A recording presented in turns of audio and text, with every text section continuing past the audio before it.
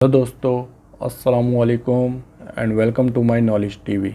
Friends, आज हम दुनिया की सबसे पुरानी और पुरअसरार फ़ौज के बारे में बात करेंगे जिसका नाम टेराकोटा है और ये हज़ारों साल से तैयार खड़ी है। ये कौन सी फ़ौज है और कहाँ से आई दुनिया में, इसके बारे में आज जानेंगे। ये बात किसी से ढकी छुपी तो नहीं है कि मिस्र मुल्क के साइंसदानों का ख़ास तवज्जो का मरकज़ रहा है, मगर 1974 में चाइना के शहर चियान में अचानक मिट्टी के पुतले मिलना शुरू हुए और एक के बाद एक फ़ौजी पुतले मिलने के बाद पूरी आर्मी बन गई।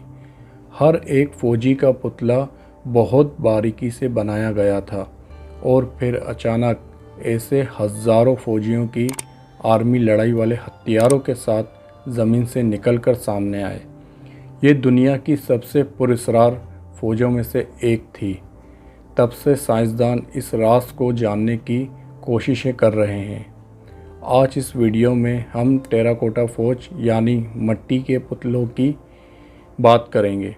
इस फ़ौज के सरबराह का नाम था किन शी हंग और ये मिट्टी के पुतले वाली फ़ौज इसी की थी और ये चाइना का बादशाह भी था।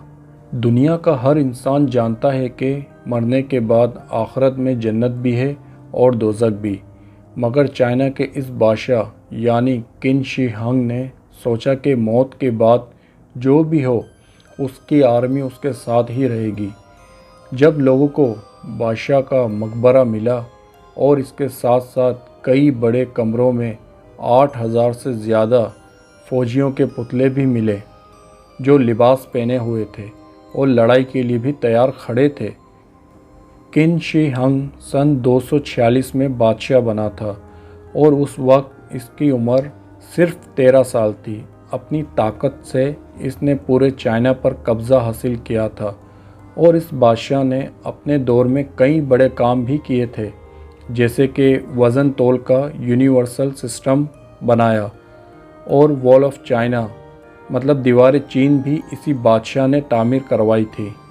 और इस बादशाह ने अपनी ज़िंदगी के आखिरी अय्याम में हमेशा ज़िंदा रहने की कोशिशें शुरू कर दी थी और इस तलाश में बादशाह ने अपने आदमियों को पूरी दुनिया में भेजा और उसी दौरान इसने मकबरे का काम भी शुरू कर दिया था। ये मकबरा इसकी पसंदीदा चीज़ों से भरा पड़ा था। इसके साथ इस मकबरे में पूरी आर्मी है जो दूसरी दुनिया में हुकूमत करने के लिए इसकी मदद करेगी। सबसे अजीब बात यह है कि ये आर्मी पूरी तरह जंग के लिए तैयार खड़ी है।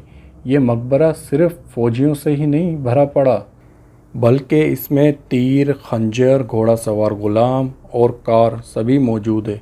इस मकबरे को बनाने के लिए बादशाह को 36 साल और 8 लाख से ज़्यादा लोगों की मेहनत लगी। एक और अजीब बात यह है कि यहाँ मौजूद हर फ़ौजी का पुतला एक दूसरे से मुख्तलिफ है। उनकी वर्दियाँ, उनके हथियार, उनकी जिसामत और चेहरे सभी एक दूसरे से मुख्तलिफ है।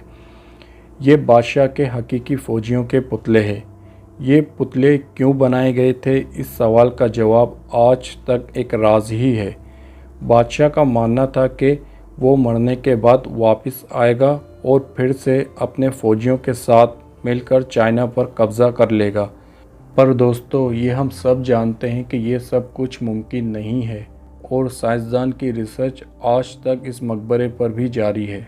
अगर आप नॉलेज और इंटरेस्टिंग वीडियोस देखना चाहते हैं तो इस चैनल को ज़रूर सब्सक्राइब कीजिएगा और अपने दोस्तों के साथ भी शेयर कीजिएगा।